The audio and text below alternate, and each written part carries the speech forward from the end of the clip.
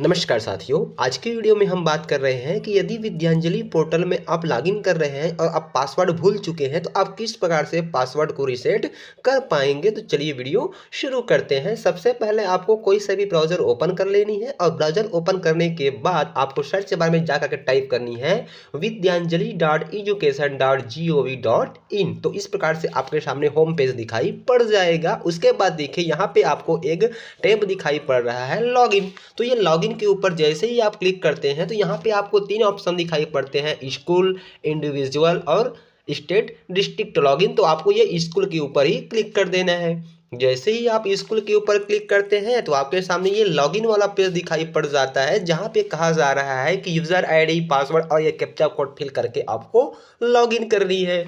क्योंकि आपको पासवर्ड याद नहीं है तो उसके लिए आपको थोड़ा स्क्रॉल करके नीचे आ जानी है और यहाँ पे देखिए आपको दिखाई पड़ रहा है कि नोट में if you encounter any login issues please reset your password, you regenerate your password from the forget password link. तो आपको ये फॉरगेट पासवर्ड के ऊपर ही टैप कर देनी है, क्लिक कर देनी है। जैसे ही आप फॉरगेट पासवर्ड के ऊपर क्लिक करते हैं तो आपके सामने ये वाला डैशबोर्ड दिखाई पड़ जाता है, जहाँ पे आपको दिखाई पड़ता है फॉरगॉट पासवर्ड।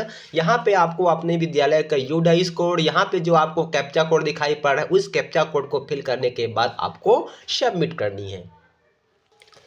जैसे ही आप सबमिट करते हैं तो विद्यांजलि पोर्टल में जो आपका मोबाइल नंबर लिंक्ड है उसमें देखिए इस प्रकार से एक 6 डिजिट का OTP चला जाएगा। उस OTP को यहाँ हमें फिल करने के बाद सबमिट कर देनी है।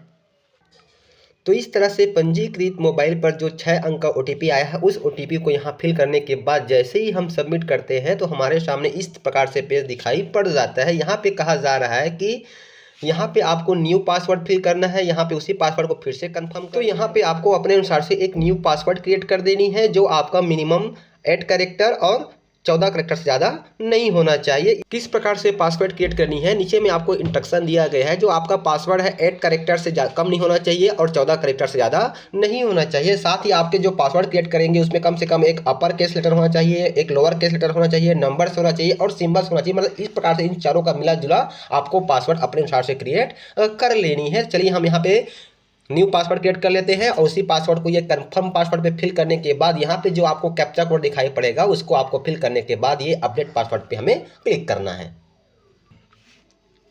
तो जैसे ही हम अपडेट पासवर्ड पे क्लिक करते हैं हमारे सामने इस प्रकार से पेज दिखाई पड़ जाता है कि पासवर्ड अपडेटेड सक्सेस और फुली। उसके बाद देखिए हम फिर से लॉगिन वाले पेज पे आ चुके हैं। अब चलिए फिर से हम अपने विद्यालय का डाइस कोड और अभी अभी हमने जो पासवर्ड क्रिएट किया हुआ है, जनरेट किया हुआ है न्यू पासवर्ड, उसको फिल करने के बाद लॉगिन करते हैं।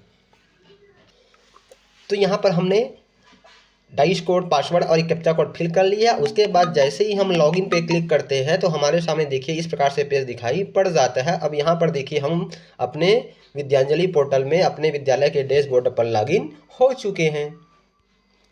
तो आई होप साथियों की वीडियो में बताए गए प्रोसेस के अनुसार से आप आसानी से विद्यांजलि पोर्टल के यदि पासवर्ड भूल गए हैं तो वीडियो में बताए गए प्रोसेस के अनुसार से नया पासवर्ड जनरेट कर पाएंगे और उसके थ्रू आप लॉगिन कर सकते हैं। तो फिर मिलते हैं साथियों इसी प्रकार की नई जानकारी एक नई वीडियो के साथ। तब तक के लिए साथियों नमस्कार, जय जोहार।